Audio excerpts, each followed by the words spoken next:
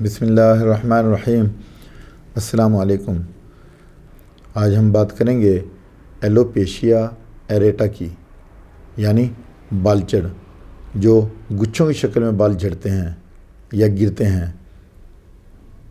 یہ عورتوں کی نسبت مردوں میں زیادہ پایا جاتا ہے۔ اس کے ہونے کی کئی وجوہات ہیں۔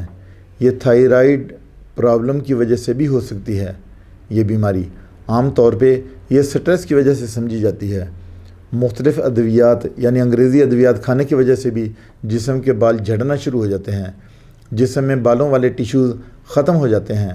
عورتوں میں ہارمونز کی خرابی کی وجہ سے بھی یہ پرابلم ہوتی ہے۔ ناقص غذا کھانے کی وجہ سے بھی بال گرتے ہیں۔ سچ پوچھیں تو یہ ایک آٹو امیون ڈیزیز ہے، یعنی ہمارا جسم سیلز اور بیکٹیریا میں فرق کو بھول جاتا ہے۔ ہمارے فولیکلز نزدیک ہی موجود سیل سے لڑنا شروع کر دیتے ہیں۔ جس جگہ سے بال جھڑتے ہیں وہاں سرکل میں پیچز بن جاتے ہیں، یعنی کافی بال جھڑتے ہیں، اتنی جگہ سے یہ بال اچانک ختم ہو گئے تو وہ پیچز کی شکل میں بال گرتے ہیں۔ اب ہم دیکھتے ہیں کہ ایلوپیشیا کی کتنی قسمیں ہیں۔ کائنڈز آف ایلوپیشیا، یعنی ایلوپیشیا کی کتنی قسمیں ہیں۔ ایلوپیشیا کی 3 قسمیں ہیں۔ پہلی قسم تو ایلوپیشیا مونوکولیرس کہتے ہیں۔ ایلوپیشیا مونوکولیرس، اگر ایک پیچ ہو، یعنی ایک پیچز کی شکل میں ایک پیچ بنا ہے، اتنی سی جگہ سے بال گرے ہیں، اسے ہم کیا کہتے ہیں؟ ایلوپیشیا مونوکولیرس۔ اگر جسم کے کافی بال جھڑنے شروع ہو گئے ہیں، بہت زیادہ بال گر رہے ہیں، تو پھر اسے ایلوپیشیا ٹوٹیلس کہتے ہیں، یعنی ٹوٹل سے ٹوٹیلس، بال جو زیادہ گر رہے ہیں پورے جسم سے، آنکھوں سے بھی، جسم سے بھی، بازوں سے بھی، ٹانگوں سے بھی بال گر رہے ہیں، تو اسے ہم ایلوپیشیا ٹوٹیلس کہتے ہیں۔ اس کے بعد اگر سارے جسم سے بال جھڑتے ہیں تو پھر اسے ہم یونیورسلس کہتے ہیں۔ ایلوپیشیا یونیورسلس، یعنی پورے جسم سے بالوں کو جھڑنا۔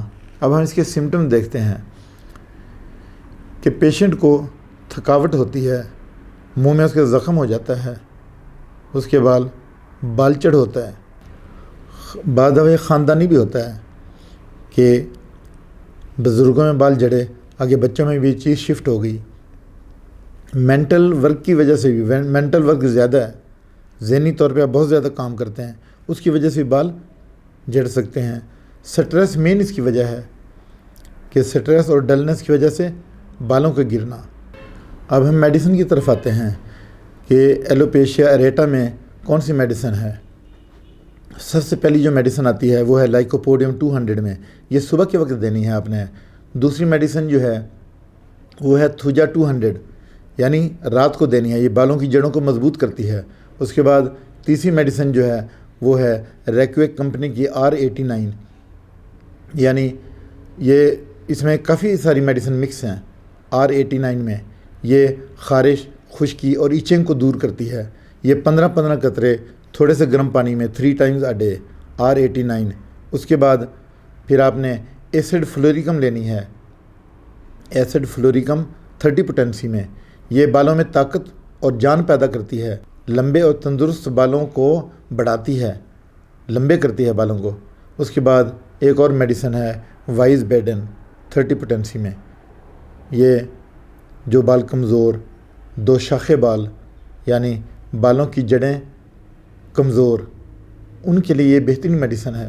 وائز بیڈن بہترین میڈیسن ہے، یہ 3 مہینے تک آپ نے لینی ہے، پھر اپنے ڈاکٹر سے کنسلٹ کرنا ہے۔